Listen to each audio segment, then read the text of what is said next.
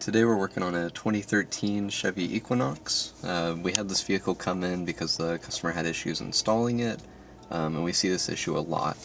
The issue was that the GVMF up here that we connect our video harness to, these two here, was actually connected down here, and in that case it won't work. You do need to install it behind the display, and we do show that here on page 5, where you need to connect it to the display. And as you can see here, this is the display that was in the vehicle, and it plugs in here. So whenever you're installing this in the vehicle, make sure you plug in the female from our plug into the one behind the display. And then this will be plugged into the actual display itself. Like that.